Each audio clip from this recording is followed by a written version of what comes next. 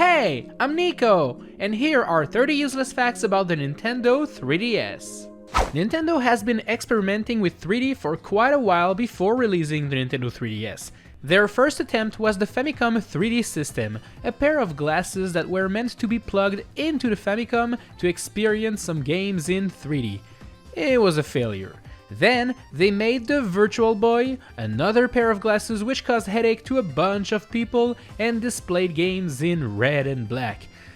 This one was also a failure. Then, Nintendo figured that 3D glasses actually stopped 3D from becoming more popular, and that is why the Nintendo 3DS doesn't require any to display their games in 3D. When the Nintendo 3DS launched on February 26, 2011, it wasn't actually a successful story. The launch lineup was pretty generic and the price was pretty steep at $249, especially considering a Nintendo DS was only $149 at launch.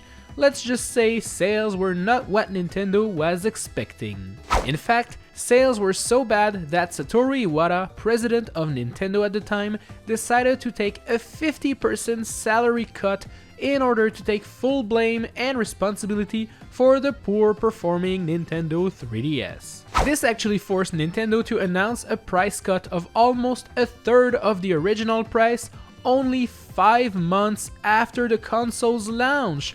The price went from $249 to $169, which actually back then convinced me to get one.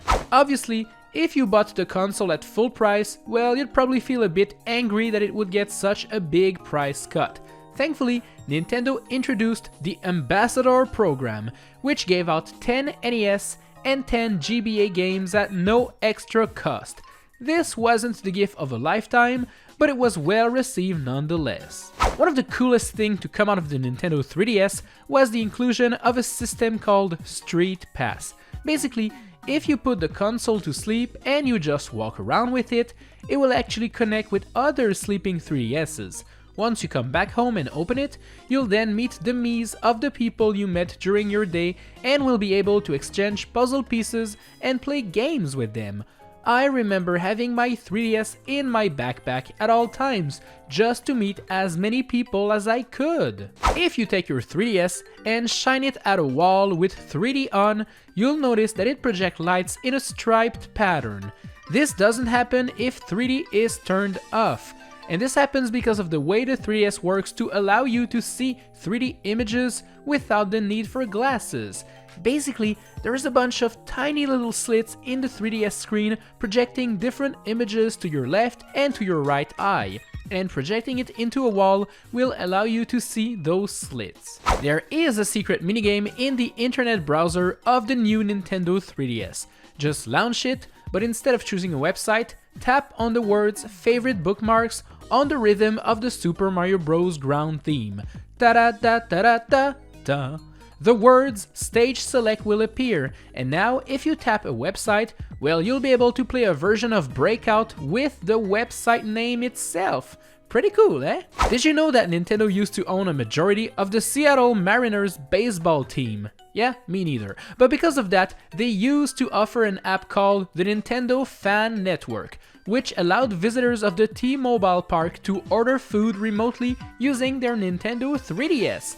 This is actually pretty cool. The Nintendo 3DS is backwards compatible with Nintendo DS games, and since the resolution of the 3DS is a bit different, the games are stretched out a bit. Well, if you boot the game while holding Start and Select, well, the game will run in its native resolution, and you'll get the classic experience. In the 3DS Sound app, while playing a song, if you switch to the Game & Watch Soccer background, well, you'll actually be able to control the characters and play a soccer minigame.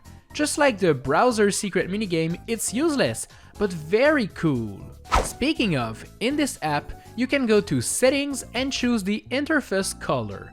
But if instead of just picking out a color, you take your stylus and fling the icon around, well, it's going to bounce around and make some funny sounds. Man, this console is so full of useless things, I love it! Pretty much every app in game has a little icon displayed on the upper screen. Well, if you blow into the microphone or make some noises, the icon will spin around. Useless, but fun. And if you grab your stylus, put it inside the 3DS, and you start to spin it, the same thing will happen. Okay, this is just ridiculous at this point, but I love it! If you go to the Louvre Museum in Paris, you might be able to rent a Nintendo 3DS to guide you through the exhibits, which is actually pretty cool. Oh, and their Louvre 3DS is a bit different from the ones we got at home. There's a couple symbols near the D-pad that you push to switch floors, and the buttons have a different color. There is no stylus for it, and the game card slot cannot actually be used. And if you don't want to travel to France, but still want to experience it, well, the software is also offered on the Nintendo eShop. Oh, wait, the eShop is dead. Well, I guess you're gonna have to book a plane ticket and go to the Louvre now. Some doctors actually think that the Nintendo 3DS could be a great tool to diagnose depth perception eye problems for kids under 6. According to a few doctors from the American Optometric Association, the 3D feature can be used to better understand and diagnose a potential eye problem. But then again, Nintendo actually warns young children to never play with 3D on to avoid development problems with their eyes. So who's wrong and who's right? I don't know, I'm just a YouTuber, not a freaking doctor. On August 28, 2013, out of the blue, Nintendo released a trailer for a brand new revision of the handheld called the Nintendo 2DS. Basically, it's a 3DS that doesn't fold in half and that doesn't feature 3D graphics. It got a lot of backlash and dislikes on YouTube at first, but it ended up selling quite well with the kids nonetheless. So, you know these bunnies that sell you StreetPass Me Plaza games? Well, if you decide not to buy their stuff, they will say, "Oh, I see," with a depressing face. Well, the European version actually replaced that quote with a more neutral one, saying, "Fair enough."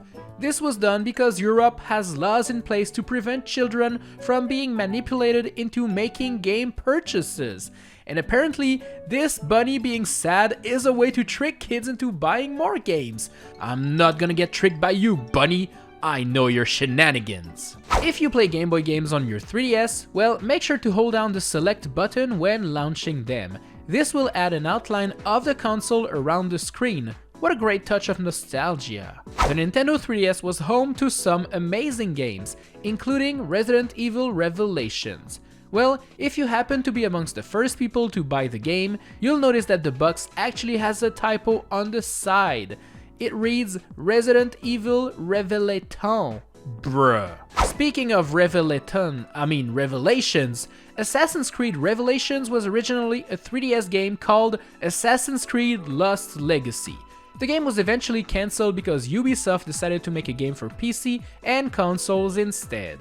In June of 2019, Nintendo confirmed that first-party games development for the 3DS was over, but that they would still support the system in the near future. That was until last month, when the eShop was closed for good. No longer can you download games, demos, or launch the eShop app. And that also means this little guy will probably never ever be seen again. F in the chat, boys. There were a bunch of accessories made for the Nintendo 3DS family of system, including a stand to play Kid Icarus Uprising, an NFC reader made to enable amiibo support, and this huge piece of plastic meant to add a second circle pad to the 3DS. Look at this monstrosity! Disgusting! The last game released for the Nintendo 3DS is called Soccer Shootout and was released in October of 2021, which is more than 10 years after the console's initial launch date. That's impressive! The Nintendo 3DS may have had a rough start, but it ended up selling 75 million units. Now this is what I call a big comeback. Thanks a lot for watching, and I'll see you in the next one. Bye bye!